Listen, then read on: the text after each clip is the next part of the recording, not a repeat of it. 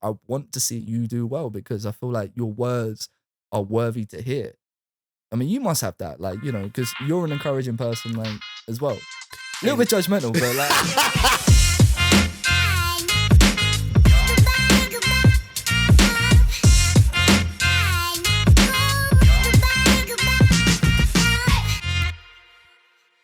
Hello and welcome to the Process Podcast. I have not figured out an intro yet because I'm not that person. We'll get to episode 10 and I'll finally have an intro. Who knows? But at the very least, lower third will say I'm Tyrone Lewis and welcome to this podcast. I say lower third. This is going to be audio as well. Audio people can just hear that I'm Tyrone Lewis, and audio people can now hear that my guest on the show is George Lawrence. Hello, George Lawrence. You just need like a little jingle as well. Are you going to have a jingle? I've got an intro track that I've got from a reputable royalty-free music library license. So we've got that as a starting intro. And then... You just don't want to be sued, basically. Oh, God.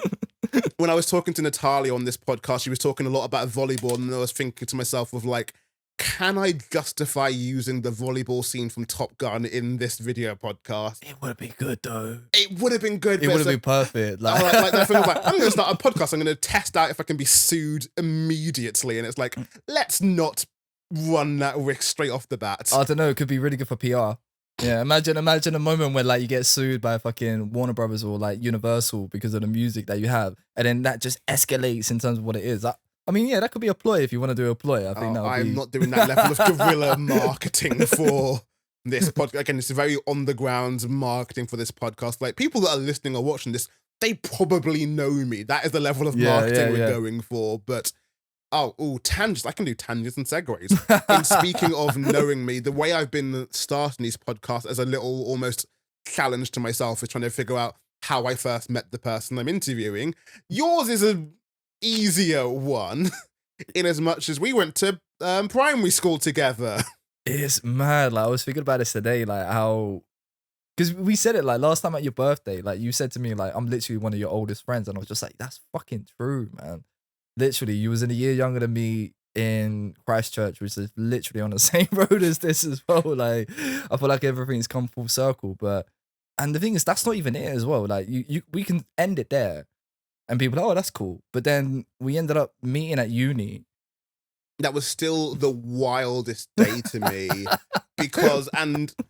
so on my first day of uni, I've gone to Bournemouth Uni. I'm now out of London, away from all of my usual people and all that kind of stuff.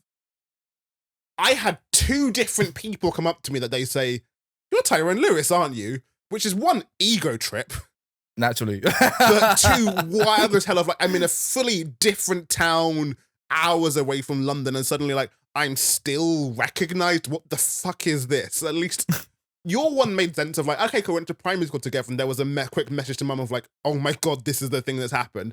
I had Martha come up to me and say that she recognized me because we were on the interview day together. Oh, what, Martha Maynard? Yes. Oh, shit, really? Yeah, and like, I do not know for sure, but my prevailing theory is I was the one black kid from the interview day, and she is from Torquay. Yeah, that makes sense, man. I remember the interview day, it was full of white people.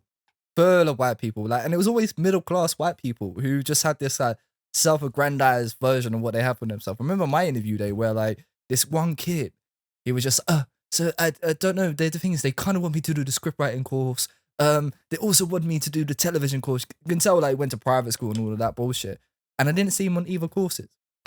I loved it because he was so fucking arrogant, and it was just like I was surrounded by like a lot of fucking preppy people on the interview day, and majority of them were white, and they come from these private schools or really good institutions or like colleges did you get the same feeling? I mean, it was that thing, rather than necessarily feeling, I was very aware of the actual course itself. There was like, about an 1890 of us on the course, and like, cool, I could spot the 3 black people on the course, including myself.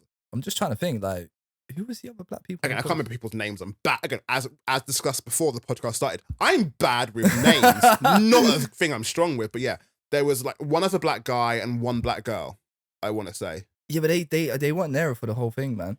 There was also, and you also had Ollie Clubb, who was not white. Yeah. But like, you could almost on one hand count the not white people on the course. Bro, it was a majority. Like, it's above 95%, definitely above 95%. Minimum. That's the minimum. The maximum probably a lot more. Like, it was that. Like, it's I don't know. Like, for me, like, because obviously me and you coming from London, from Camden in particular, like, and then coming from the background that we do, like, for me, it felt really startling because obviously there's the prestige involved in Bournemouth and stuff. But then when I get there, I'm just like, right. I remember speaking to one person on the course, and they told me in their first 2 years at uni, it was the first time they ever met a black person. And that's the energy, like, just for people to know in terms of what the course was like. It was like that. And, you know, me with my background, I'm just like, that's fucking weird. That's so weird. Like, as a Londoner, like, I'm surrounded by, like, especially in this estate, you know, here in Camden, it is so multicultural. It's ridiculous, man. You had, like, people from different faiths, different religion, and going to a course which is very white. I felt like it was a step to understand what the industry was like within television, because that's what we studied, like, to understand how it is a very white industry. I have been very fortunate that the media company I was with, because the media company I'm now working, I've been working with there for 10 years now. One of their big things was reversioning and language stuff. So they were getting, like, the long and short of it is basically trailer comes in made by Warner or Sony or whatever, and a lot of the biggest part of our company would do, cool, we're going to do the Spanish version of that, we're going to do the Latin American version of that, we're going to do the Italian version of that. So you've got a GFX department who are redoing the graphics to make it Spanish and all that stuff. You're going to get sound department who are mixing the audio that's been sent over, etc., and all of that kind of side of things. But it basically meant that by nature, our company had to get lots of people that are native in those languages. So being in work, I've been fortunate enough to be around people that are English is not their first language, and therefore we have a wide range of people.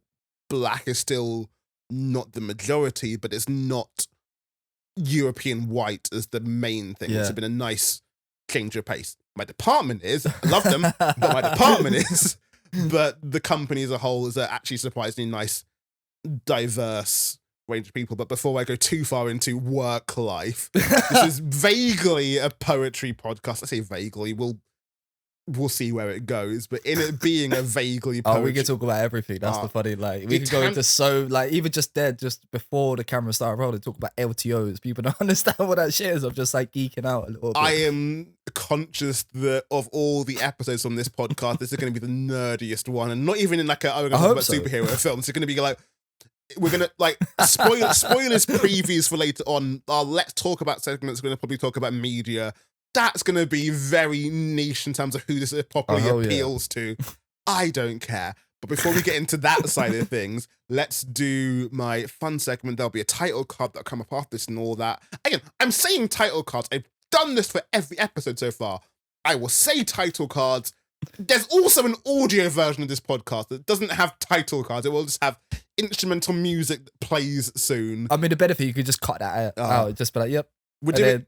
Two different versions, reversioning. God, yeah, that's extra editing though. That's the I problem. hope you got someone to do like Spanish dub for me as well. No, I don't. That's more effort for me. But we're going into the timeline section. Cut to timelines now. I don't know. I want the Latin like community, man. Just for them to call me Jorge. It's beautiful. It's beautiful. Cutting to timelines.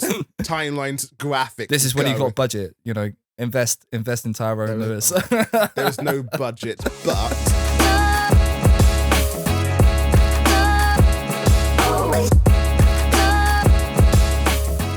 On timelines, I like to go over people's past, present, and future and their creative side of things. And at the very least, we'll talk about the media stuff, obviously, in the other section. So this is more on the poetry and writing side of things. How did you get into writing and being creative? Like, what was your journey into it? That's a good question. Like, so like, I left London when I was 12, and imagine like coming from an estate like this and then going into a cottage that's older than America. You know, in the arse end of fucking nowhere. So it took me like a 40-minute walk to get to the nearest bus stop, which takes me an hour to get to the nearest town. I was out in the sticks for a long time, and then it was weird. Like, I was like 12 years old when I moved there, you know, with the doors, you know, it wasn't like a turning doors. It was like there was a latches. So I had to push the button down to open, which was surreal for me. And I was living in a house which had no TV reception either, in Lincolnshire, which is the most boringest landscape that you ever see in your fucking life because it's flat, totally flat. And I had this book, which was my cousin gave it to me, and at the time, like I was reading a lot of encyclopedias and shit. So I ended up doing like a quiz, you know, like a little quiz because I wanted to be a quiz master, which is the weirdest thing you want to be at 12 I mean, years that's old. a career aspiration to go for. It That's was a goal. good one. Like I was, It's a goal. I'm a nerd, man. I'm happy. Like I love facts and figures about stuff. You know, talking about what is the widest river in the world and all of that. And then when I moved there, because I had no TV, only radio, I just ended up basically sitting on my little beanbag that I had, listening to the radio, and then just writing poetry. It became at 12 years old, like writing a lot of stuff that I was going through at the time, which is really deep shit. And then from there, I was just like, oh, that's cool. Like, you know, and I just kept up that whole process, you know, up until when I moved back down to London when I was 17, which I started to write even darker poetry to a certain degree. I feel like, you know, teenage angst is the thing that basically leads you into like, oh my God, my life is ending. You know, this girl did, you know, rejected me, so I'm going to write poetry about it. But then it was only after uni, which is funny because after I met you, like, it was probably just after I met you through poetry, which I remember I wrote up one poem which kind of changed because it wasn't like this angsty stuff. It was actually me exploring love through different formats of music, comparing women to different formats of music. And I fucking loved the poem. I just fell in love. And obviously you were doing what you were doing with Boomerang at the time, as well as being like the first ever Roundhouse poet, like accolade. And I remember coming to Boomerang Club and doing Jaw Dance as well. Jaw Dance was the first time I did it. You know, they had to pick the names out of the hat. Yeah. And I was in the first round of doing it, shitting myself. And then when I did it, it was just the adrenaline rush that I got, but also like the nervousness that I had to confront, because the first time you ever perform is the most nervous thing you can ever do, because you're just there and then you're just like, is this good? You know what I mean? It's why it's two things. It's why I so value that my mum got me into doing poetry at the Roundhouse when I was 13. What, she pushed you to do that? So my mum signed me up for a summer course at the Roundhouse. I was meant to be doing video editing there, but they oversubscribed it.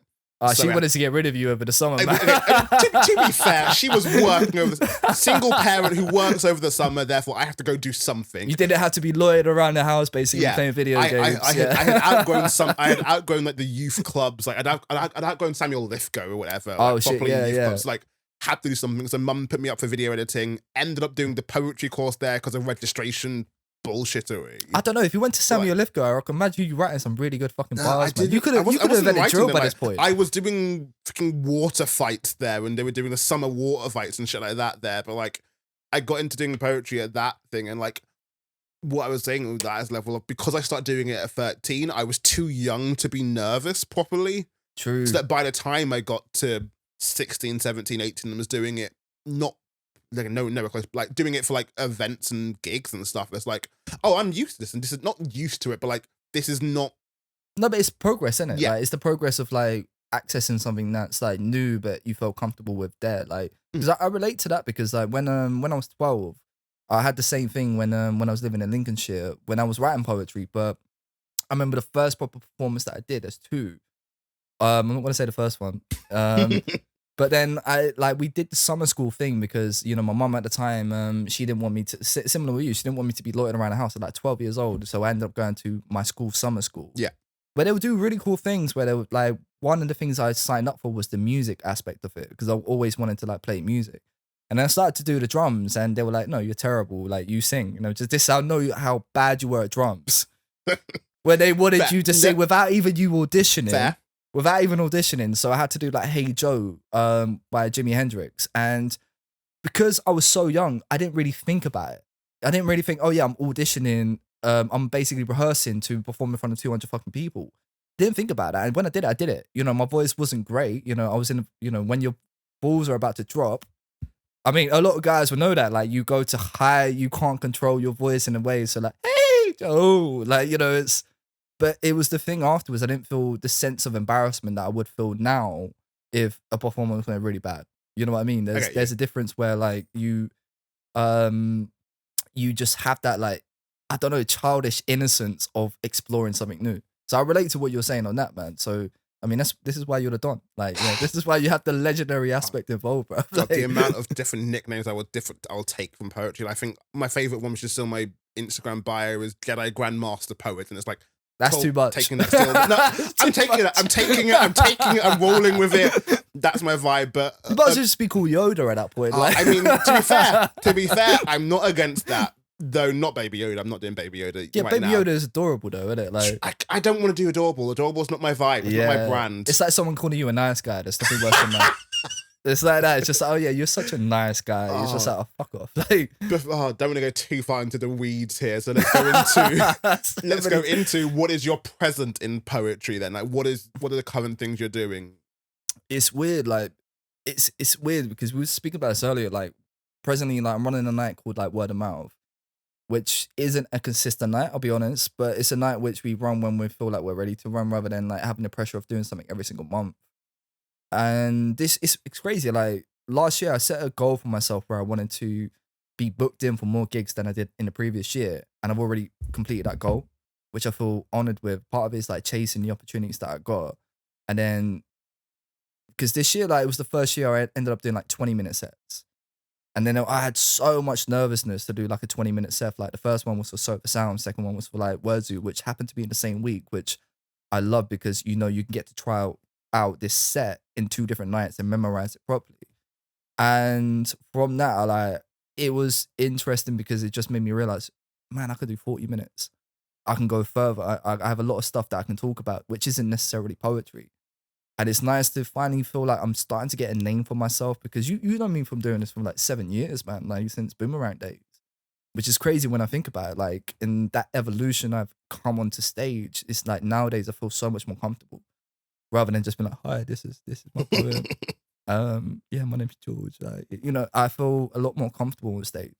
Like even in moments where I'm like picked out the name of a hat for open mics, I'm just like, all right, cool.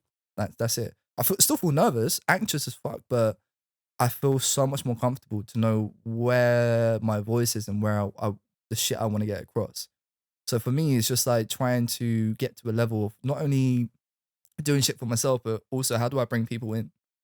How do I collaborate with people? Because as a poet now, I'm starting to realize like having the benefit of speaking to a lot of poets individually over the past year, you realize that poets are not just poets. They're like creatives, they're actresses, they're writers, they're, like you're a photographer or an editor. We have so many different facets, and how do we bring that together to create something that's really cool? You know what I mean? Like create pieces of content where we can use our individual abilities to be more creative. And this is where my mind is right now, because taking a backseat from poetry. I mean, I'm still getting booked in for gigs, but I'm just like all about creative. I just want to be like, how do I build a team together so we can create cool shit? I just want to make people look cool. You know what I mean? Like, Yeah. And you relate to that. Come on, like of all people, you definitely relate to that. Like there's definitely a vibe of like, I think there's definitely almost a not career path thing, but there's definitely at least some level of a path you go through of like, am I doing this to make myself a household name, or am I doing it for other things? And like I've definitely lent into, whilst I like that I have made a name for myself, I've also get almost more joy, well not more joy, but like I really enjoy promoting others and helping others and being a facilitator for other people. Like I am very comfortable in the life I live, what I'm doing. I like being a facilitator, producer, behind the camera. I've always kind of leaned to being behind the camera. Like if you ask me to be in front of the camera, I'll still enjoy it. I'll still have fun with that, but my natural position seems to be behind the camera and promoting and producing. He says that he makes his own podcast when he's on camera, which he did all the lights up, all the cameras. Yes, I did all the background stuff as well, but look at me as well whilst we're doing it. Yeah. But, this is why he's posed like this. Hey, baby. Like, hey, how we doing? But yeah, like there is definitely a vibe of like I really enjoy promoting and pushing people further along and helping them feel good about. I mean, it's at its very core, it may help people feel good about themselves, which is a great thing to be helping with. It's a talent within itself, because this is why I look at poetry like these days. My mind shift is like changed, where I'm just like, are people doing this for themselves, or are they trying to do this to make other people look good? There's a difference, Like for me, I'm always one of these people. Like if people that know me know I push people, I always want to push people. I'm like, why haven't you done it? Like, need to do that stuff. A lot of like anxieties that people have about putting stuff out. is I'm just like, why haven't you done it? Why haven't you basically done it? You can do it. You know, there's nothing stopping you. I'm one of these people where I want people to be amazing at what they do because I see potential in everyone. You know, like same with like, and additionally, it's all about moments as well, like within poetry. Because my favorite moments in poetry isn't like me on a stage; it's the behind the scenes where, like, I remember this one time I was at Spoken Word London. Rest in peace, like amazing. You know what I mean? It was an amazing. Yes, okay, it was an amazing night. Like Spoken Word London was such a great night for new material, new different types of talent. And then with Jamal hosting, I remember I went down once just to spectate. Like I go to poetry nights just to spectate. We spoke about this earlier, like just to enjoy what the vibe is. And there was this one guy who really wanted to perform. He signed up to perform, and Jamal was hosting that night. And then just before he gets on to perform, he knows he's next, gets fucking nervous as fuck. And then the moment, these are the moments that I love about poetry, is when Jamal just turned around and went up to him and said, no, you're going to perform. You're going to do this. And every time you feel nervous, just look into my eyes and I'm going to stare all of that bad juju away. I'm going to stare it all away. That's like, a very Jamal vibe. I know, that's what I'm saying, but it's that kind of inclusion, you know, that kind of like safety net that we can offer. And then come up to me afterwards. I said, listen, like, trust me, like I've been in your situation. Like first time I performed was nerve-wracking as fuck. But the thing is, you have a choice right now. You have a choice whether like tomorrow you're gonna wake up full of regret, or you're gonna wake up and turn around and say, you know what, I challenged my fucking self.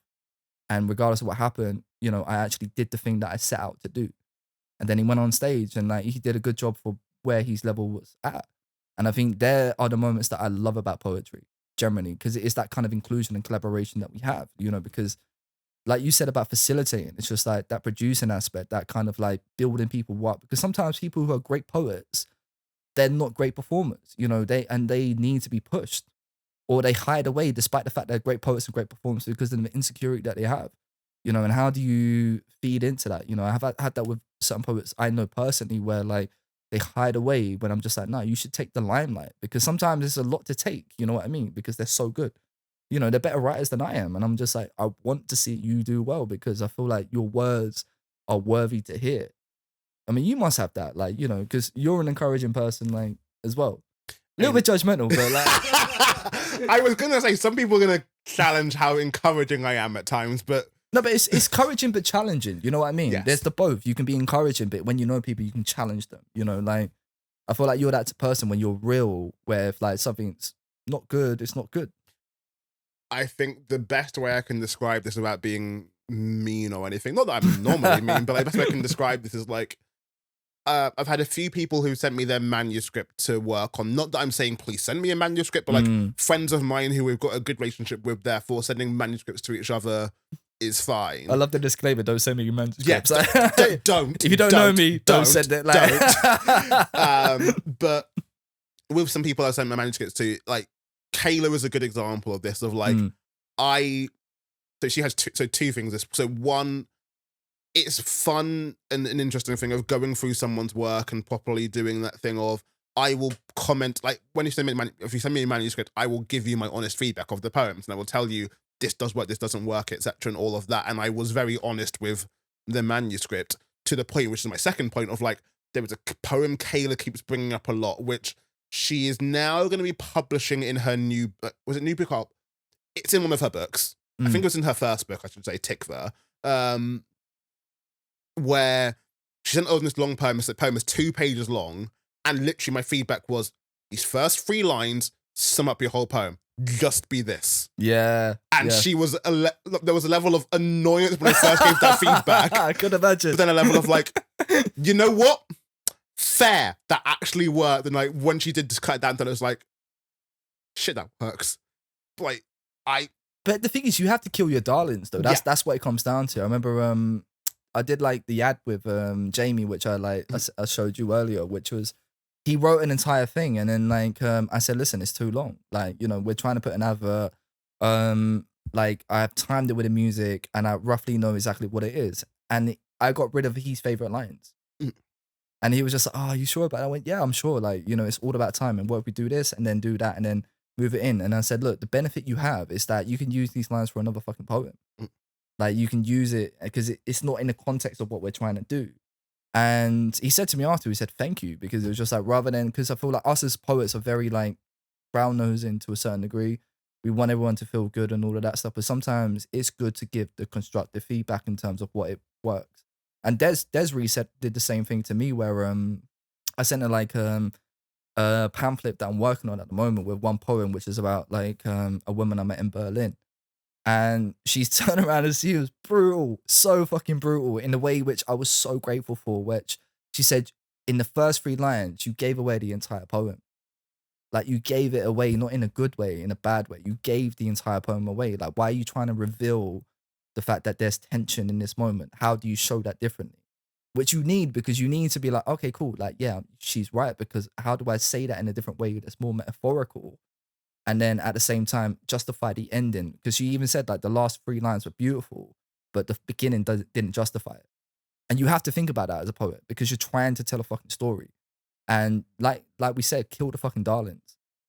And now I've reformatted it, and I'm just like, it works so much better. Yeah. And I'm grateful for that. I mean, there is always that personal thing of like, go with me on this. It's whenever people tell me that like, if you work out more, you will feel better about yourself. And I will push back on that. And then I will have a day when I work out and it's like, shit, I did feel better. I can't give you the satisfaction of knowing that I felt better about that.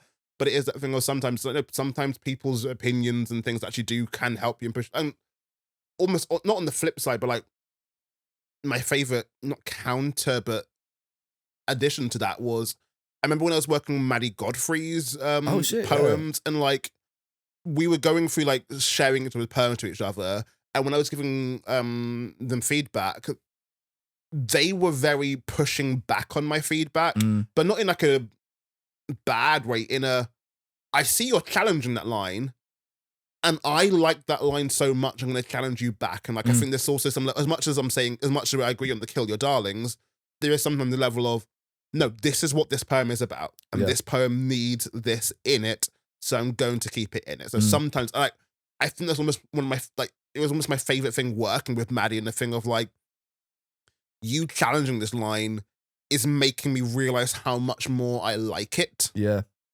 And that's a weird thing to properly put into words, but a thing of like, that was like, no, I love that you're making me love my poem more, because I'm like, you know what's precious, you know what the meaning is towards it, because if you can kill your darlings that easily, then it wasn't worth it anyway. I remember speaking to Hannah Gordon about this, right? Fuck it, we're going old school, isn't it?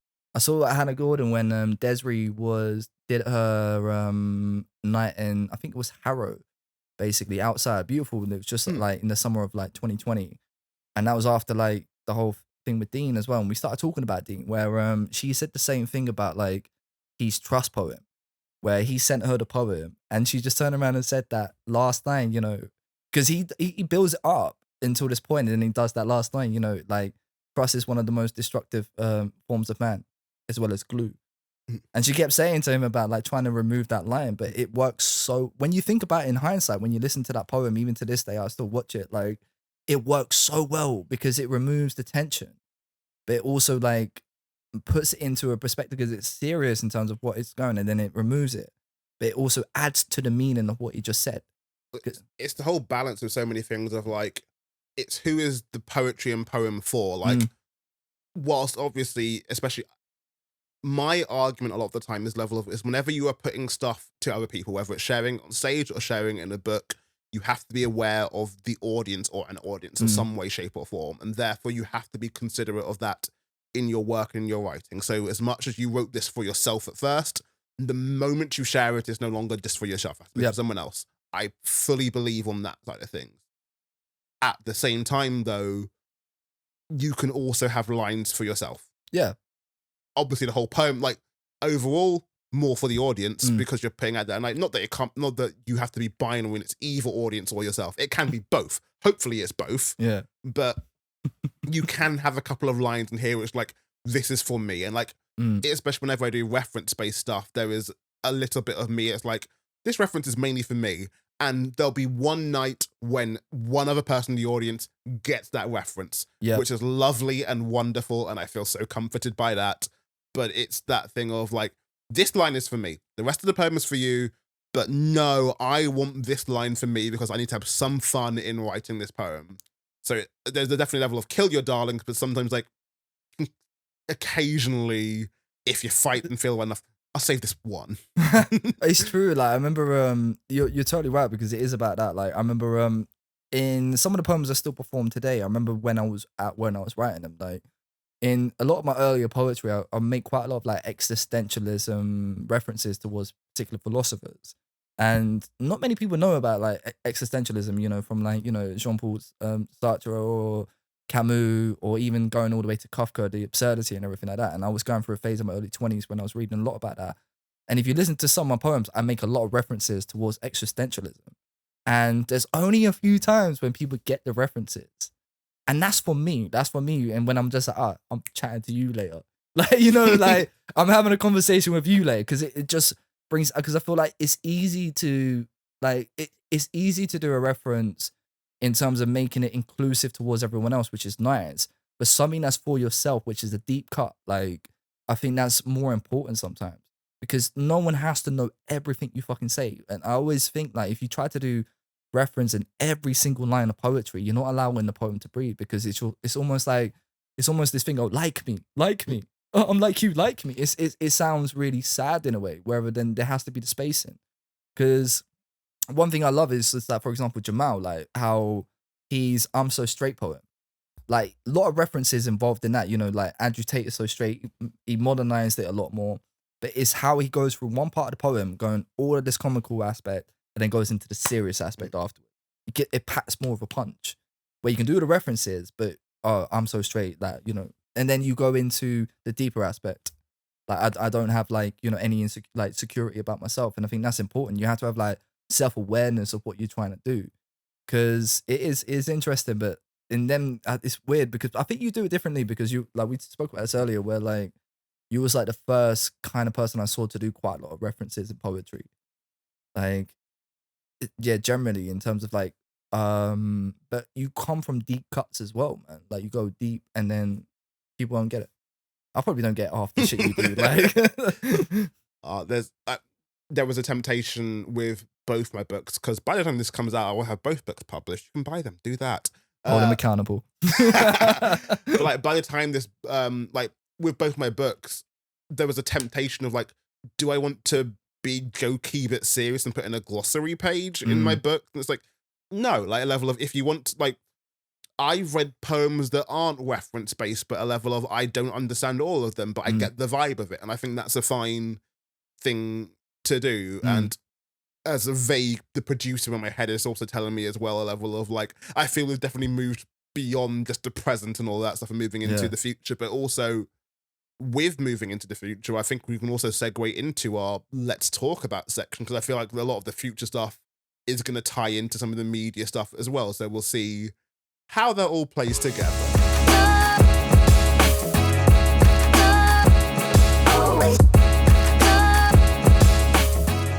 We're doing let's talk about, and I think if I had to do it in a word or whatever, like if I'm doing a little clip of this, let's talk about media is how I would put it there, as just a simple thing, but we'll go into the ins and outs of it. So I guess as an overview to start on this, where, as best as you can, and I will also give my take as well, but like, where would you describe poetry and media at the moment? Like, where is poetry with media as a general thing? I mean, like, I find it like, I get a lot of disappointment when it comes to poetry and medium, like media in particular, because it's difficult, because like you look at things like Life and Rhymes, for example. It's just, I don't think there's enough depth in terms of what especially people like me and you, we're pretty much veterans in the scene, if we're being honest. We run our own nights, and we have a good network of poets that we've known, and then we seen grow and then do amazing things. But the difference is that when you look at things like Life and Rhymes, it just basically copied the same format of an open mic night and then turned that into a TV show. And the issue I had with that was the fact that there was no, like, I don't know, like, it was good in terms of a platform for poetry to win a BAFTA. But the difference is it just basically replicated something that it saw in an open mic night without innovating it. You know what I mean? What I found interesting about Life of Rhymes, and this is going into again, deep cuts of Channel 4 old school programming that never. Well, like the 3-minute wonders, basically. No, not even the 3-minute wonder. So like Bang Said the Gun obviously was a big night on the UK scene, especially because it was London based, and it was comedy based as well, Yeah. which was amazing. Like, and again, people from that, you've got your Jack Rooks, your Rob Ortons, etc. You've gone on to be, I would say household names. They've gone on to be names, but my point is, if you look on YouTube for Bang Said the Gun, there were legitimately 25-minute, 27-minute episodes of Bang Said the Gun or whatever, where they filmed at an actual Bang Said the Gun night and tried to make that a TV program, and it was cutting it down to like, here is the best half hour of that, or here is the best hour. I don't know how long it is, but like doing it is a sort of, we're going to fit into a TV time, but we're just going to your night and filming it and just cutting it down to make it a thing. And it's like, I feel like Life of Rhymes either.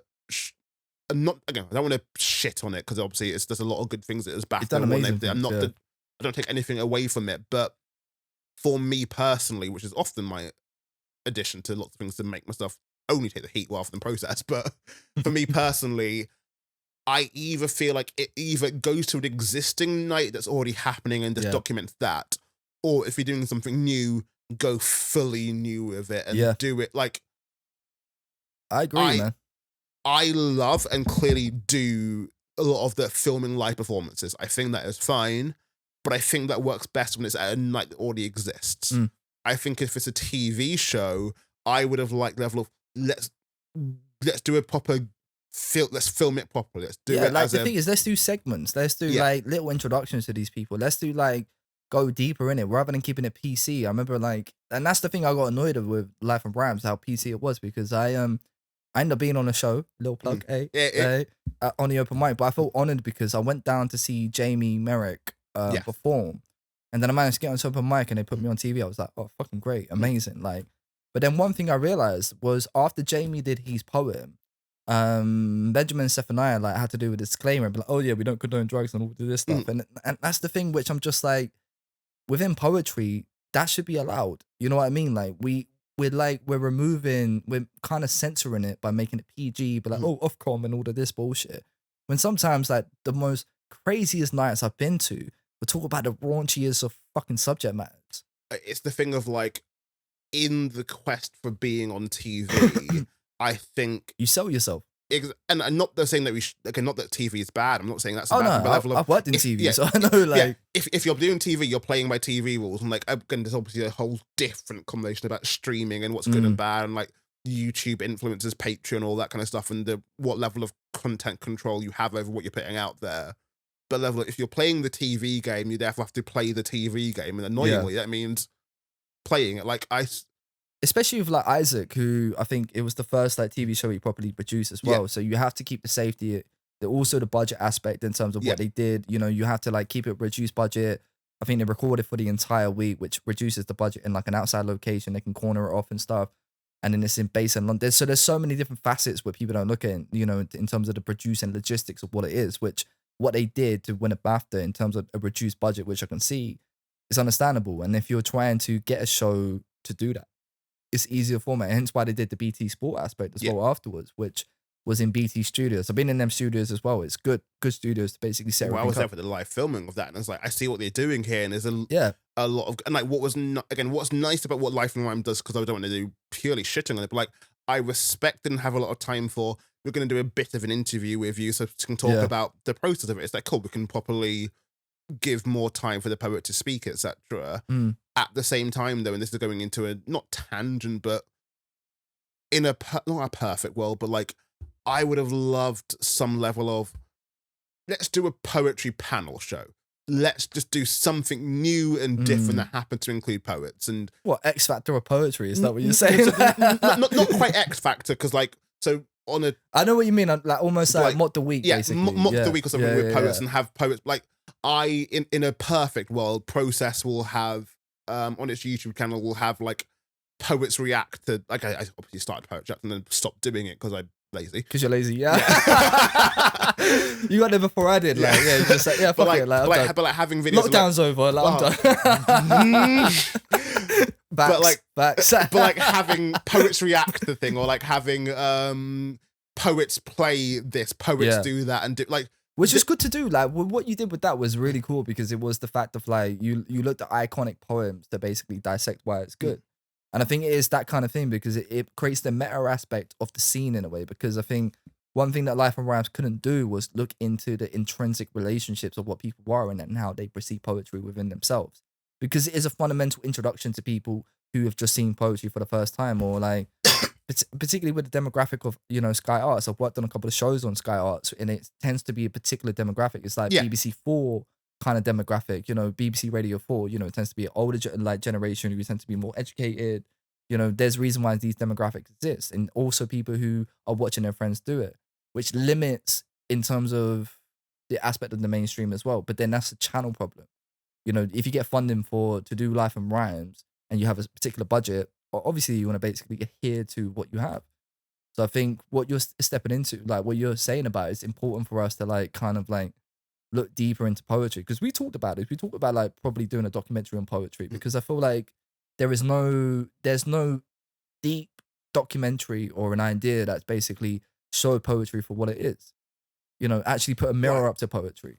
So I was talking about it with Demi, and I'm gonna say for future Tyrone, I don't know if the episode's out already or going to come out. I haven't figured out a schedule, but on the episode with Demi, either before or after this one, we were talking about documentaries in poetry, because we were talking about the question came off of like a Netflix show about poetry or whatever, and we were talking about documentary. There are like 1 or 2 documentaries on poetry, but they are very few and far between, and even then, in a good way, part of them feels like they are documenting these 4 people in the poetry scene, which is good. Like, my reference point for a documentary in poetry is the documentary Louder Than the Bomb. I really love it. It was one of the Oprah Winfrey. Is that the American documentary? Yeah. Again, Oprah Winfrey endorsed and all that kind of stuff. And I think it's really good. And it does show poetry really well, but it's very specifically showing these 4, well, technically more than 4, but like these 4 poets' journeys in this one slam competition. Yeah. Which is fine and cool, but it's the very unique case. It's almost a level of if you find someone who is looking to try and break Guinness World Record and following their one story, which is nice and interesting, and I think it's good to watch, but it's not going like, here is what the poetry scene is. And I'm not saying that one documentary can do that, but the documentaries so far they are following interesting individuals rather than looking at the scene as a whole. Yeah, because the thing is that we said it before, there has to be an angle, like in terms of one, you need like, because with both of our like backgrounds in filmmaking, one, you need a really interesting contributor, like very interesting contributor. Like you need someone who is like charismatic, is okay in front of camera, because it's different. Like I've done a lot of documentaries, like I met interesting people, did a documentary on them, and they end up being nervous as fuck in front of camera. So it's about understanding what you want to do. And I think from it's looking, because for me, like as someone who's met a lot of people in the poetry scene, I think about like who are the interesting players and also what is their agenda as well. So you have to pick the right people based on their agenda. Is it for their own self-promotion, which isn't a bad thing, but also what story is coming across it from that point? Because you said it to me, it's just like, I remember the text that you sent me where it's just like, yeah, it has to be like, what does it mean to be a successful poet? But then we look at the idea of like, what are the stories to tell? And like, because again, people check out Protest and stuff. We've got documentary on like, I've got New Shit, which is a documentary on the open mic scene in London, and I've got Scores Please, which is a documentary about the slam scene, again, in primarily London, but in general the UK. And like, they are basically more like informative of this is what open mics like, this is what slams are like. But like, there's also, because there's also the limitation, which I saw from, because I watched both, and then like, I think there's the limitation that you had in terms of, especially when I think about them particular documentaries, they're such a great like staple for the time. And it's also a timestamp in terms of what you were as a creator. For sure. Yeah. Big time on that which is amazing, because like to release it and then look back and be like, oh, I can improve on that. Oh, there's so much I can improve on it. Oh, like, yeah. But I mean, having 2 cameras improves it is a simple thing. It's true. But it's just the fact that you did it. And that's the thing I want to encourage most people to do. The fact that you did it, like you actually did it, which like based on the resources that you had at the time, to learn from that experience, to think like, okay, cool, how do we tell a more effective story? And that's the thing, it's looking for the story to tell. And like, I think a lot of it, like, there is that thing of there are poetry stories to tell, and I think part of it is not indictment, whatever, on the scene of that whole thing of like, there isn't like, oh my god, here is the big grand prize to follow someone going for. Like, Yeah. one of my favorite documentaries of recent times, whatever you want to phrase it as, is The Last Dance.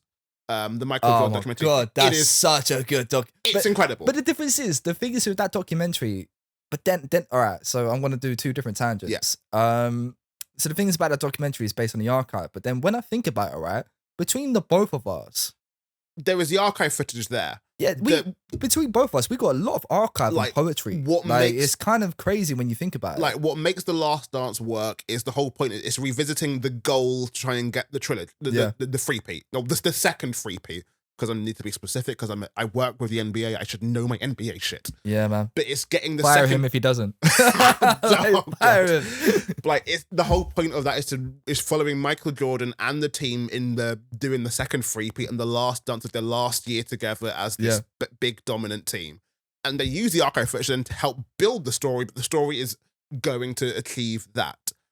I guess with poetry, there isn't that thing to achieve. At least a lot of them. Like, there isn't a documentary, I would say, of following, I can't remember.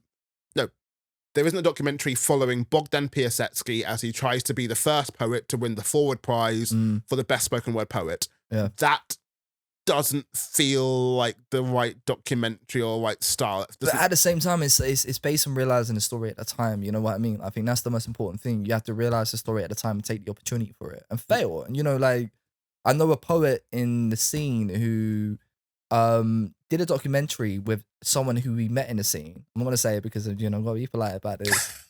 So he did an off-camera conversation. Yeah, no, but include it because I think it's interesting because I'm going to say another point in which contradicts it, which so they come up to me and they ask me for advice about this person because obviously I've got experience in TV and documentary and filmmaking and all of that bullshit. And one thing I realized was I said to this person, I said, I wouldn't recommend doing a documentary about this person because the contributor is very inconsistent and there's a lot of trauma involved and there's going to be quite a lot of lies that they have because they haven't dealt with the shit that they did. Lo and behold, that shit happens. But at the same time, I rate the person for exploring that. And then it also comes from an experience that I'm doing right now because I've been working on a documentary for like 3 years, completely passion project. But it's when the story is there, you know, like, you know, I met a boxer through my you know, creative partner Harry. Met a boxer who just turned pro just before lockdown and then basically has to negotiate having his first fight. But it's also like talking about his story from coming from Afghanistan, you know, being bullied at school, you know, English was a second language, you know, his dad came over before he did and now owns the same basically owns the same pizza place that he was handing out leaflets for. And also he's Muslim and then he was doing wealth management and decided to do boxing. And for his family, it was haram to a certain degree, but then they realized how good he was. They supported him, but that took effort. That's a story. You know what I mean? It's just understanding what the story is there, but also building the connection rather than being like, oh yeah, just a story. You know, you have to integrate with people, you know, because you can't do a documentary if you don't have a personal relationship with someone. But like, even going away from documentary, but even on the telling story side of the things, we've obviously got short films and poetry films and all that, and a level of like there's not enough of that. Exactly, and like a level of like poems are telling a story, so a level of, in theory, it feels like a perfect thing for you're telling a story in poetry. We can do that in a medium visual, and obviously there are so many asterisks, or not asterisks, but like so many things around it of like you need the funding to do it properly. You need to do like and producing it and I say to a certain degree. I'd say a certain degree that's bullshit because like I agree, like people need to be paid for the time because fundamentally we do the same thing where we create nights which basically create really good video content for poets, good photography and stuff, and then we give that shit for free, you know, and you realize, you know, who want to come to the night just to be seen and then like, you know, they want video content and all that stuff. Not to call them out, but just as a fun thing, given that they are no longer a thing, so I don't feel like it's bad to say it now. He says, I was involved in it, so it's fine. Word Up back in the day, who would have the night where we had Andre on filming it, me taking pictures, and the thing of like Ghetto Geek producing it. Yeah, man, the thing of like, like, cool, this is a well documented night at level. Like Yeah. I can go to this night, get nice new profile picture, nice new video, Exactly. etc. And it's like, I'm not saying that's why people came to the night. No, because the thing But is, it when you know didn't- Charlie, it didn't hurt. Charlie's amazing. Again, You know, like Charlie, like is a It was a legendary good person. night in of itself, Yeah, but it didn't hurt. You could also come away with all this stuff that's on top of yeah, it because as well. it appeals to narcissists in a way when you think about poetry from that problem, like that perspective. And the problem is that, you know, and this is what, like, as someone like, you know, me and you realize is that like you do have that kind of problem when like you do all of this great content for people to take advantage of, and from their own sense of narcissism of what they want to do. But what you realize in terms of like the media aspect of poetry is no one's like, we've cut this shit. Okay, so me and you, 2 cameras, like on our own different nights, 2 cameras cut. It's fucking boring. Mm. It's only good for people who know the poems or like know it. It's like it's a boring format to edit when you think about it. And like, There's no creativity involved. and obviously a level of like, part of what slash why we do it is a thing of like, that is the language of a lot of live performances. Like, I mean, Yeah. you do music live performances, and admittedly, especially with more budget stuff, you'll get a bit more moving cameras, but it will be Moving cameras, you got more lights, you got like Yeah. fucking smoke effects and but everything. it will often be a lot of a level like, it's a studio performance and that's all we're doing here. Yeah. Like, what is an annoyingly rare thing, but when it does happen, I think it is really good, we're making a poetry film Yeah. similar to a music video of like, we are going to tell the story, and then telling the story, we're going to get actors, locations, things that will metaphorically represent what we're talking about, etc., and doing that. And like, I know one barrier behind it is finances, whether it be people buying their own cameras, which is a True. different level of finances thing. I get that for sure. But the benefit, But- like we have, like, so this is the mindset I'm on right now, because like I realize, you know, I'm like you. I'd rather be a facilitator and a producer, because sometimes like I'm lucky and I'm privileged to have a lot of talent that I have. I know it sounds arrogant, but I've worked hard and failed a lot. Amount of photography sessions that went bad, which I never upload the photos. People don't realize that. I mean, you the know? whole thing of like, I will take 1,000 pictures in the shoot and I will give you 50. Sick, literally, and that's 1,000. You know, the rest of them blurry and like underlit and all of this shit. So like, I failed a lot to understand what I understand now. And recently, I've just turned around and said, you know what? Because I gravitate towards poets who are storytellers. And when I see a visual, like when they give me a visual mindset, because it's sometimes great poets are ambiguous poets, but they give you the mental mindset, like the picture. And I'm just like, right, how do I put that on screen? Like, how do I do that? And there's a couple of poets I'm working with now, which I'm just trying to create these short poetry films, which like 1.5 minutes long, nothing longer than that, or maybe 2 minutes max, but also do it on a time that's effective with budget. Because I've experienced as a first AD and a producer. I understand how much budget. I do courses for like TV to understand how much you basically schedule an entire thing, and understand how much a budget for TV is as well. How do I do this effectively? Shoot something within 2 hours, but also have this kind of high-end quality, avant-garde style, as well as not being boring. You know, but it's also nice because you're putting yourself into perspective with the poets, because us as poets are very like selfish at times. It's about us. We get up on stage, talk about our emotions. But how do you listen to someone's poet and visualize them and their story and do it in a way that's cheap? You know, and it's about us coming together as a community to collaborate based on that. Like, one of the, in concept wise, simplest poems I've seen filmed live, which I think is a really effective one. Oh, I'm going to butcher her name, so I'm just going to go for American poet Melissa Lavido. There'll be a graphic on here that will tell you it is. He's gonna dub it over, basically. I'll dub it over when I he re-record will dub it. it over. It'll be in the show notes, because I'm professional. It'll be in the show notes. But Resources. Melissa, American poet, has a poem about like the bitches in her life, etc. And you know, like That's a good like, title. But this is. I've started this reference. I don't remember the name of the reference, which is a really bad way to start this I thing. know. But like, the poem is talking about like all the women she knows are bitches in it's a very positive, reinforming way. And what the way the poem is in terms of visual thing is like, it has Melissa's voice for the whole poem, only like a 1.5 minute, 2 minute poem, but Melissa's voice with different women, essentially not karaokeing, but like karaoke. Miming. That's Yeah. the phrase. I know how words work. Jesus. Like, First ever round house poem, ladies and God. gentlemen. Like different people miming to the poem. So Melissa's poem, but different people miming to it. So therefore, like my bitch is like what going to go to the supermarket or whatever kind of thing. You have women in supermarket, again, nicely short, but like regular person in supermarket buying anything. Like, it's such a simple premise of, here is a poem about women in the community. We're going to film women in the community. All you have to do is dub over the poem that already exists. Yeah, the thing is, it. And it's like, it's so easy to do, because if the person you get as actors basically listen to the track, all they have to do is just play it outside, like play it loud in the supermarket on a speaker, and then basically mime over the top of it. Like, and it's very easy. Like, the thing is, just I wish people were that creative in it. There is a lot to play around with, and it's that thing of as well of like, in the ongoing conversation of how to make poetry not more mainstream, but how to like make it more accessible, or how to get people to come make to your nights. Make it look cool, man. Make poetry cool. Like there was some level of like, again, look at what exists in the world. And I think an issue I think we have in poetry is we want to keep it as its own little separate thing, its own little separate bubble. Yeah. And we're almost trying to make it poetry make it stand on its own 2 feet for just being poetry. When it's like, look at music and look what music does and how they do music videos and interviews and all that kind of stuff, or theatre and all that kind of stuff. And it's like, why not look at what's been successful? Look at what comedians do. They will have sketches and do their little things to then promote. Come to my full show because here's a little sketch. And this is the stuff that we're trying to do with word of mouth, man. You saw all the stuff that we did with Jamal, like, you know, is trying to tap into a further aspect of creativity. Like, the best conversations I've had with poets recently was coming up with ideas for sketches to take the piss out of poetry.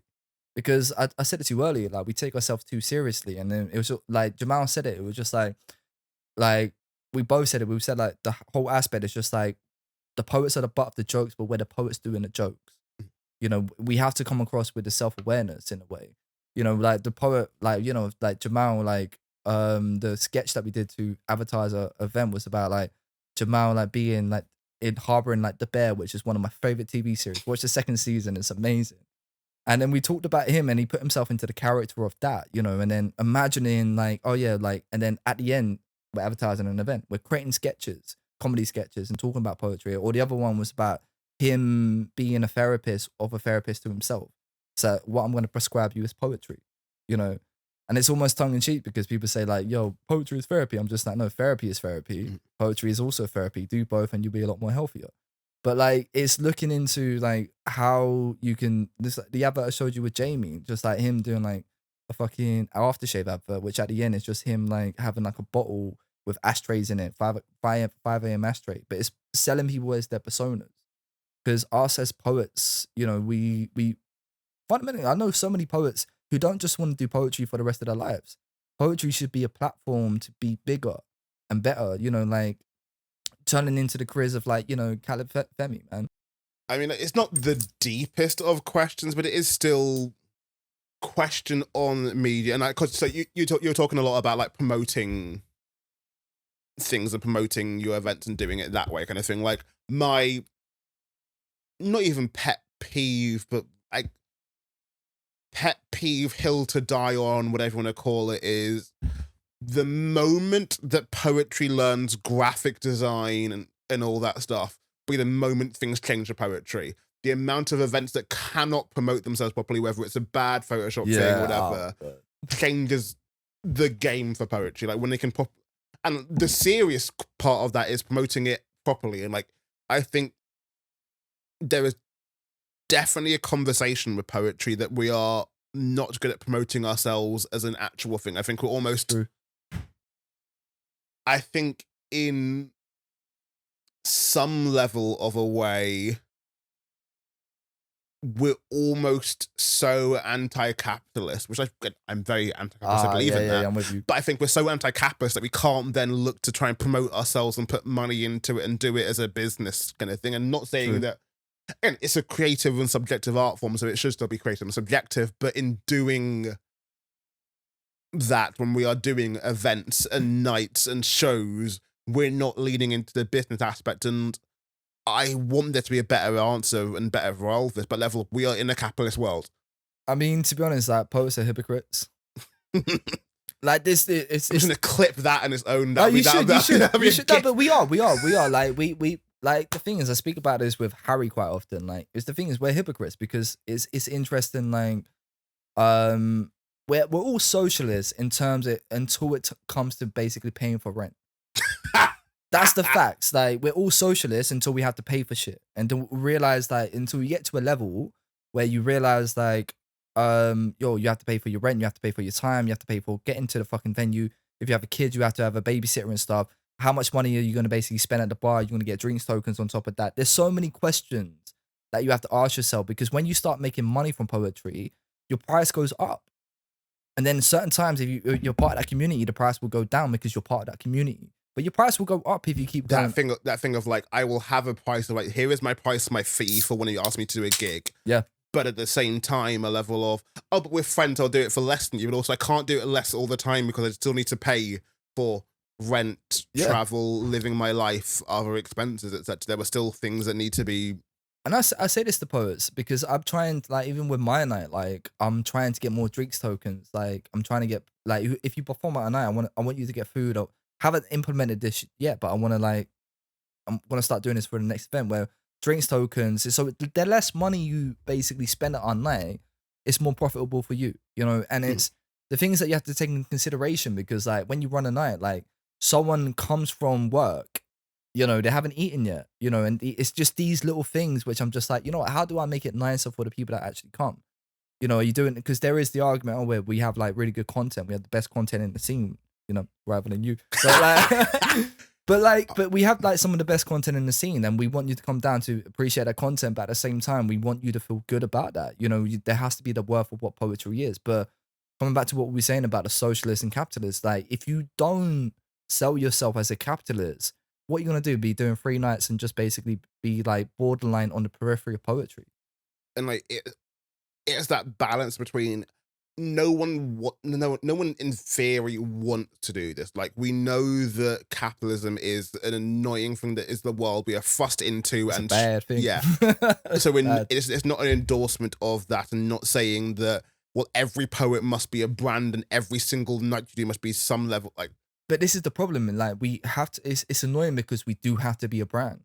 Like every poet has to be a brand. They have to upload a certain amount of times, or they have to take away, and then obviously again, keep the same metrics. Caveat behind that is obviously like, if you're doing this as professional, like, obviously if you're doing poetry for fun, less of a need to listen. You can have fun and enjoy it. But we're different because like it's what we were saying earlier. Like we're different where we're established poets. It feels weird saying that to you now. A couple of years ago.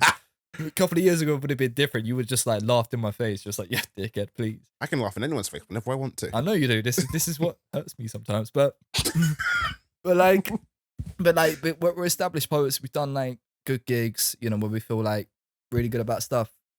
But the thing is, this is like our full-time job. Where what we were saying earlier was the fact that like we're lucky because we can do other creative stuff. Like we are very lucky that we can do that. Where for us, we have different creative outlets, and this is one person's only creative outlet. And some people are smart because they go into poetry and then eventually they become a rapper, they become a singer, they become like additional things on top of that. They become a lot more bigger presence on that. They use it as a springboard towards what their goal is. But some people just stay there. There's another difference, you know. You just stay as being that rather than just being like you know. The thing is with us, like we utilize the fact that like we know poets and we photograph poets. Because we fucking love it. Like, we love it. We love learning, you know, like, you being able to edit the way you have to do. How much learning process did you have to go through? How many videos, tutorials, you know what I'm saying? Like, it's a lot of stuff that you have to, like, and that's your profession. There's a difference. And then obviously a level of, I work full-time as a video editor, so any editing I learn hopefully will inform other bits of editing, and, like, things I learn editing pictures for poets can also inform editing stuff at work, etc. But it is it's still the time and effort to put into it, and a level I'm not putting I enjoy doing it, so I'm not putting a financial pressure on it, but there is a level of like, I put in this many hours into learning this, and this is like, whilst I'm not quite at that level, I look at headshot photographers who do like actor headshots. And I know there's a very popular headshot company who I think are really incredible. Are you talking about Yellow Belly? Exactly. Yeah. And like they They're charge, good. No, they're like, good. like They're they are really good. incredible. They're And, really like good. like all the shots, is it all like most like the shots you've seen them like they are good at doing headshots. Yeah. And they will charge $350 for a session and give you 6 shots. Which is the thing is when you learn more about the industry, you think it's more fair. Mm. You know, like when you like start looking at like it's what we're saying about poetry, like in terms of the capitalist aspect, in terms of because the difference is understanding your worth. And also, again, it's understanding your worth and also understanding things. Again, this is where I say the money is an issue with filming and making these promo things. And the thing of like, as much as I think people make too big a deal of money things, it's also the thing of like I was saying off camera, I'm not going to say on camera, a friend of mine was like, oh, I want to take pictures at my night and properly help promote the night. And I want to take good pictures. And you took good pictures last time. How much would that cost me? Like they have a budget of £200. That is like, for £200, can't take pictures at your night. And I mean, you can, but you can't. But something I didn't say to you at the time, but it's different. Like, just because you had the equipment doesn't mean you can take the photo. Oh yeah, I mean, like that's it really like because I remember so there was this guy, right? I went for a pitch. It was an amazing story. Like me, like as a documentary filmmaker, like, and you know I do music videos as well, but I love documentary because it's human aspect. Yeah, like I'm gonna get more into fiction later on down the line, but. So I remember my aunt introduced me to this guy called actually I'm not gonna say his name. We're giving enough people's real names on this podcast. Oh yeah, already. but it's always been nice though. It's been nice. I actually like this guy. He's actually cool. So she introduced me to this guy who works with quite a lot of like he founded the homeless charity, and they basically give free food out to basically homeless people because the guy who run the night. Or I love how I said night because I'm in poetry. The guy who runs the organization was homeless once, you know, and then he believes in, you know, pulling yourself up from the bootstraps, which is a certain ideal I agree with to and I disagree with to a certain degree. Yeah. Systematic aspect, blah, blah, blah, blah, blah. But with him, like, I went into a pitch session because he got basically 10 grand from this person he was speaking to, this really rich investor that wanted to invest 10 grand. And he said to me about what he wanted to do with that 10 grand. In my head, I was just like, you know what I want to do with that 10 grand is basically record some stuff. I'm going to record so many social media individual photos and all of this stuff. I want to do this. I'm going to do that. And I pitched him. Like literally had the presentation up, projection on the wall, all of this shit. And then there's another guy sitting there and he turns around and says, oh no, we want to invest it into the equipment. I'm like, but do you know how to shoot? There's a difference. Do you know how to shoot? Do you know how to tell a story? Like I can probably tell you, like, and his idea was to do an old school kind of 90s documentary, piece the camera and do it from there. Like, you know, probably a white person doing all this shit. Like, so they think about homelessness in this kind of way, you know, it's like old school, like panorama kind of bullshit. Where in my head, I was just like, man, like, I can tell you a more effective story in 5 minutes and reduce the entire time, and you can pay us for it, and we can actually have different social media aspects towards it. They wanted to do a 45-minute documentary with someone who didn't understand how to make documentaries, and we were butting heads to a certain degree. And I was just like, cool, I'm not fighting for this, you know, because you have to, like, you can have the equipment, but you have to understand how to tell the story. And this is the difference, which I think for us, like, what we were saying earlier about the aspect of failure and on like research and stuff, when it comes down to pricing stuff from photography and everything like that, you're not paying for the time of the day. You're paying for the experience and the fucking learning process that you had to go through that. It's my whole thing with whenever I'm taking pictures, whenever I'm filming stuff, even whenever I'm doing this podcast. Hello, podcast listeners, but like, I know it's how I roll. I'm always meta, but like, I live on the arrogance, confidence, whatever of I know I'm a good editor. I have spent years doing that, whether it be photography editing or video editing or even audio editing to a degree. He says that he pulls his thing off his can, which is going to be a nice sound effect there. But yeah, I know that I'm good in post-production side of things, but I know, and whilst I'm not saying fix it in post, I know I know I'm good at doing editing stuff, and the level of, even at a night which is badly lit, doesn't have staged lighting or anything like that, I know that I'm a good raw image editing process. I'm good at processing raw images that can make them look good. I can make that work. I can make it look good for internet and online. I can in a badly treated room still make the audio sound good and make it work. I can make my video edits work. I can say things if things are a little bit out of frame, etc. I know what my skills are and how I can make and elevate it from stuff that I don't need the biggest equipment. And now, because the thing is, that comes from like, from my experience as a filmmaker, that comes from failure, man. Like you, at amount of times, like, because it's different. Like amount of times you've seen something published that you do, and you look back at it and be like, oh shit, if I framed it a little bit different, if I zoomed in just a little bit to make, if I'd had time, if I'd actually spent the time to properly assess it, like, yeah. There will be episodes of this podcast when it's like I did not frame myself properly in that, and I was a level I not sped into it, but a level of like, that's not quite the right framing. I can make it work, and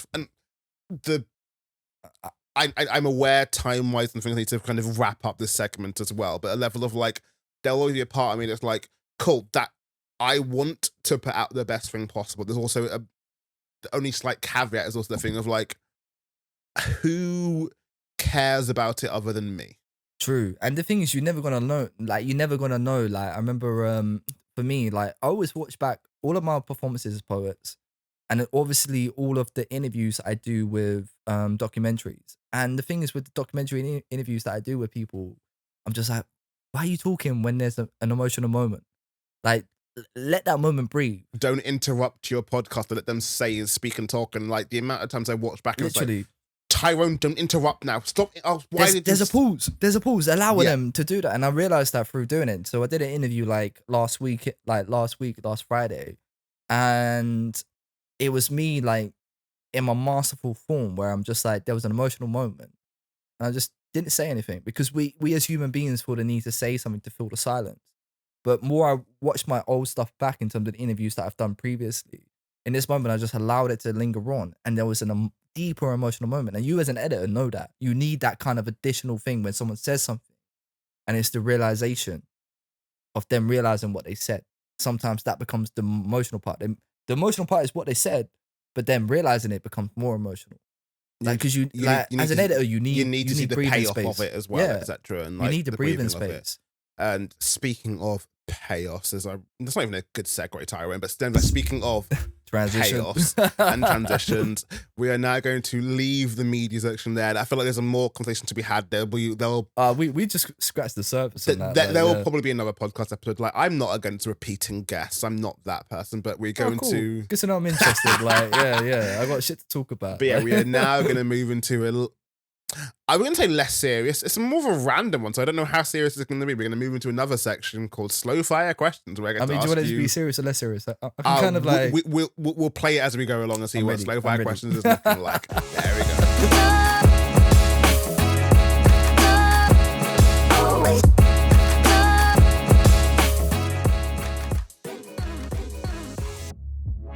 But yes, with the serious stuff out the way, we can get into the...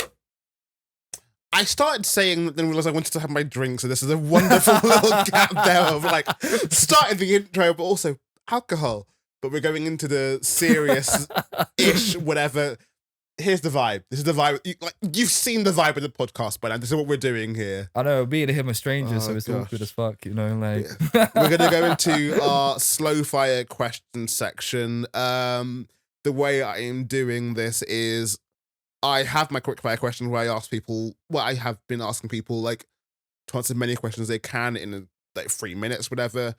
For slow fire questions, because some of the answers are interesting and I want to delve into them more, we're going to pick 5 questions from here at random and see where those conversations take us.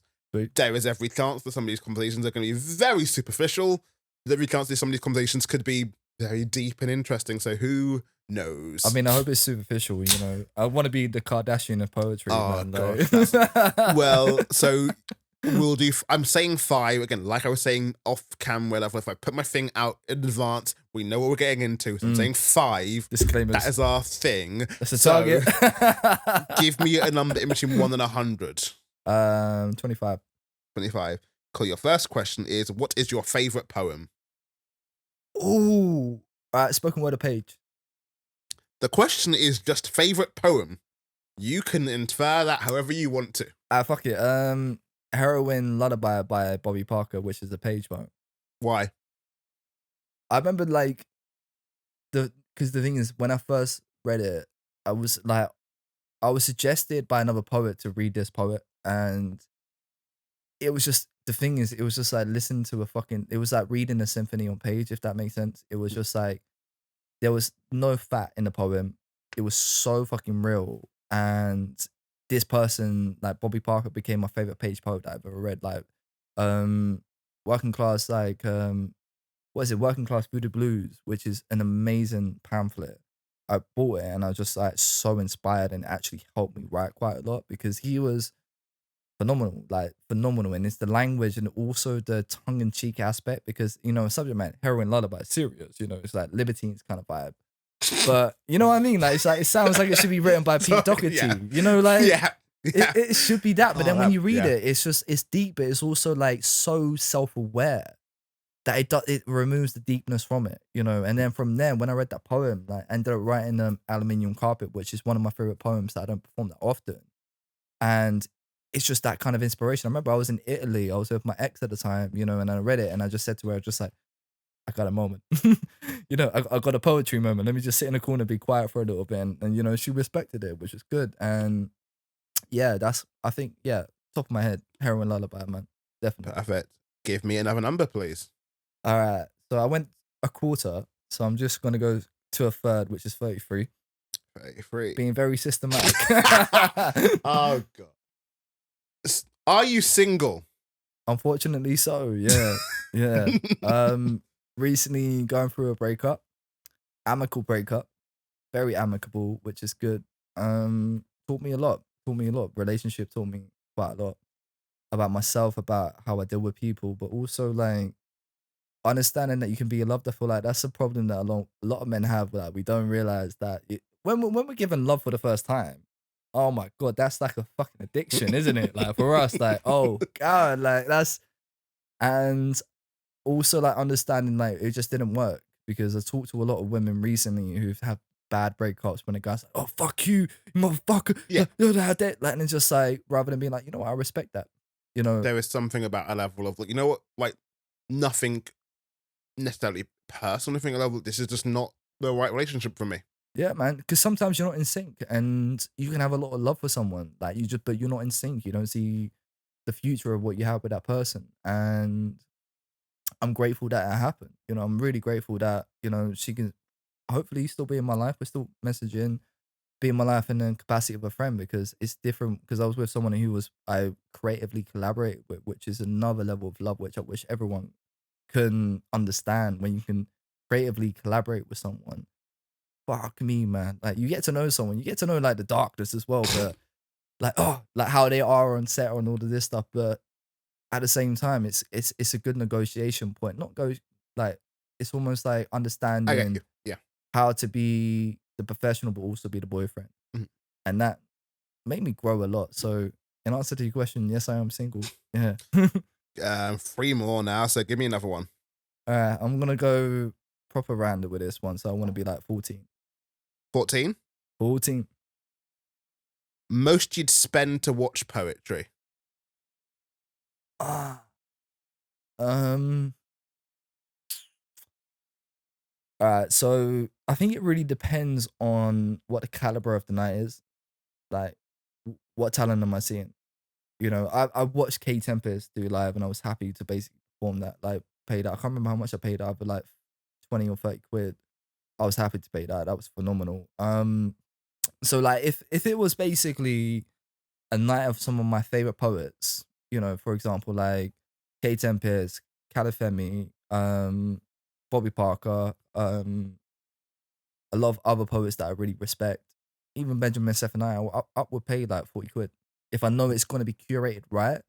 But if it's going to be a caliber, which I'm just like, nah, I'm not going to see this again, I'll happily spend upwards of 40 quid. I'm going to pay like, actually, no. Anyway. There's a part of me that knows I shouldn't be saying this on the podcast, but Do it. when you're running a poetry award show and your tickets are £22 each, and I don't get that. I don't want to. I'm not saying it by name because that's a whole different level of heat to Nah, bring to like, process. But when your award shows are £22 each and there was no mention of features or anything else, like, cool, you get food and drink, and it's like, that's not. Yeah, but you're not offering anything else. Man. Yeah. Like, the thing is, I'm sorry, but like, so for example, Sober Sounds charge 20. I remember saying this to my boy, right? Mm. I was lucky to perform for Sober Sounds. And I said this to my boy. I didn't even say it to my boy. I said this to the venue owner of basically night I run in CFO Arch Lounge, Word of Mouth. I mean, him were talking because I had like a vision of what I want from Word of Mouth. Yeah. And I told him about Sober Sounds. I said, listen, like, people spend £20 to £25 to sit on the fucking floor and watch 4 artists they don't know at all. Three artists. One of them is a poet in between, and I said, look, we can do something fucking better. You know, we actually have like that. Like, so with it, like, if the night is run in a good way, justifiable, because there's so many overheads people don't realize in terms of the cost of what it means to run a night and to run a good night based on getting content. a venue, paying for all the equipment, lighting, staff, etc. An example, do you pay for yourself in terms of like how much you can rent for your equipment, all of this stuff? Because when you think about it from that, this is the difference between Arts Council funding versus not funding of like exactly. I'll say on the podcast. Screw it, you can know this. We get Plug. we get the venue process for free, which makes it a lot easier on ourselves. But things like the money we get, like we sell tickets in the door, and that pays for our features. And whilst there is still a little bit of money left over, that goes to paying for things like the zines that Kayla has produced. That goes to paying for website costs, costs, hosting things on Patreon and putting things up there. Not even hosting for Patreon, but like doing Patreon to its best. Like, I was literally having this conversation with my friend the other day of like, because YouTube is a little bit annoying at how it can schedule videos, and if you schedule it, you then can't share the link out with people. You need to find, like, if I'm doing something via Patreon, I want to have the video on 2 different things and like schedule stuff. I need to find a different thing to host it, etc. And like, there's this app called Streamable, which is nice and hosts videos, but it means that that's £10 a month for that, etc. Like, there are little costs here and there that I will almost just absorb into that. I work full time. I can do that. Yeah. But it is. But if you're running it for the first time, you're fucked. Like, you're really fucked. And this is what I don't think people realize. If you want to run a professional night to a standard that I feel like me and you do in terms of video content. I mean, even things that costs money, man. Like, what I haven't said to a friend who asked about taking pictures at their night. They were asking, like, they want to take pictures at their night after I've taken pictures. They've got £200 budget. They want to get new gear. It's like, cool, here is the gear you can get for that. What I haven't said is level of editing the photos. Yeah, you'll need to get something like Lightroom, which will be £10 a month, £15. I don't know how much it is. I get it free for work, but shut up, dickhead.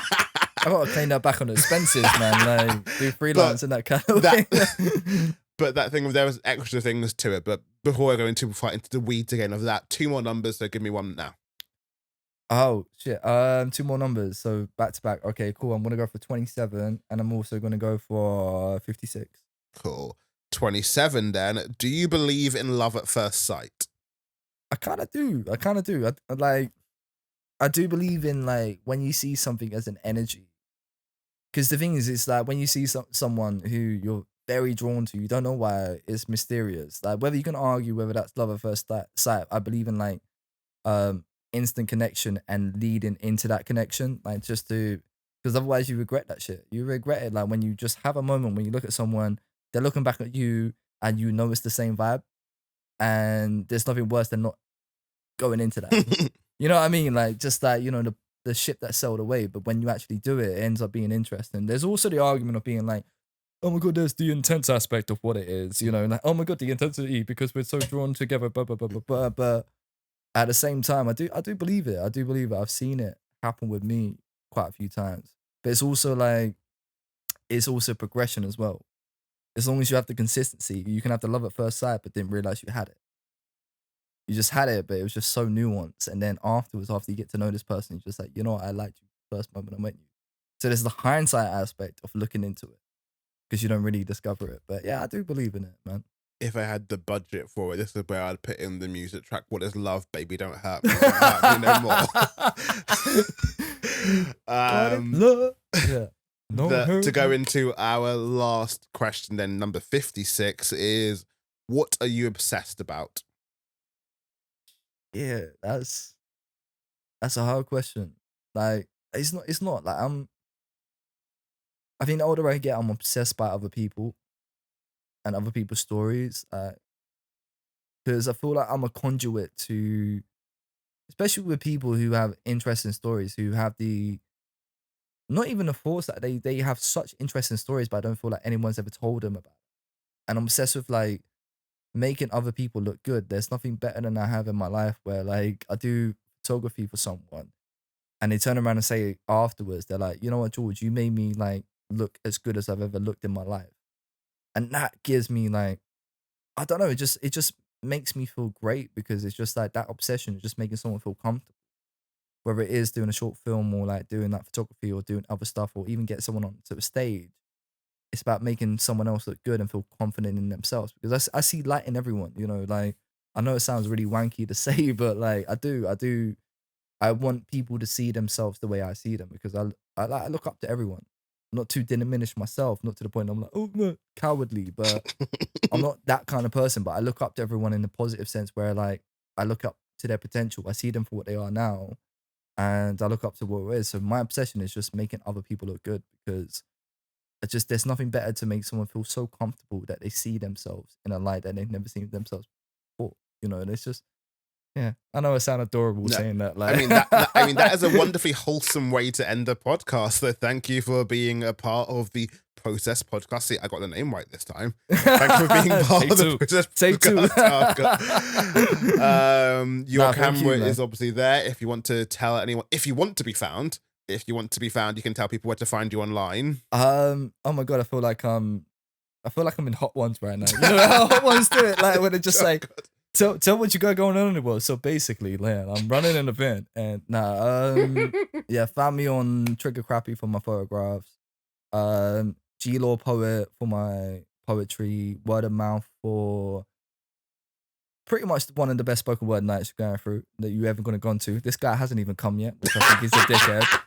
Even though he's got a guest list. Wow. Just saying. Just saying, I had to call that out last minute. Me out. Okay. I'm just saying, like, he's got a guest list. He'll rock up and he just basically get it for free. He knows it already. He just had to turn around and be like, yo, like, what we have to do. Have you been to Process? Have you been to Process? Not yet. Exactly. But I've been running word of mouth for longer, so there's a difference. I mean, I'm kind of being bitchy, standoffish, you know. I'm not going until he comes to me, you know, like. So I got that, like, yeah, I got that. So like word of mouth, and we create some of the best content in spoken word, and we're experimental, so it's almost doing tongue in cheek. It feels weird doing this. We were talking about this earlier, isn't it? Like, promo yourself. Say it with confidence. Oh, no, word of mouth, Trigger Crappy, G-Law Poet, all of that stuff. But I'm just chilled. I don't have to like, you know, people know me. I'm not really like, yeah, you know me. Like, well, there'll be links in the description for all the stuff. There'll be links on screen if you. I mean, do you want to be like, yo, version. check me out? I'm on Trigger Crappy. Oh, no, I'm on G-Law Poet. And by the way, like, I do word of mouth. We're not doing full influencer. We're not doing full influencer. But I just rather be chilled. Like, well, he's been chill. I've been Tyrone Lewis. There's all the shit we're doing. Patreon, Instagram. Not yet LinkedIn, but one day, who the fuck knows? Maybe we'll be on LinkedIn. That's another stream, man. Advertising stream. Oh, don't. Nah, it's good though. Trust me. Oh, I was speaking to Acapella about that actually. Like, that's an off. Sorry, yeah. Ending. I can end this properly. And given that we end our Process nights with this, I'll end the podcast with this. This has been a few episodes to bring an outro out, but nevertheless, as we say at our poetry nights, stolen from the great philosopher Gil Waterson, who I ran Boomerang with. We love you all. Now, fuck off. Good night, everyone. Or good day. Or goodbye. Good time. Good.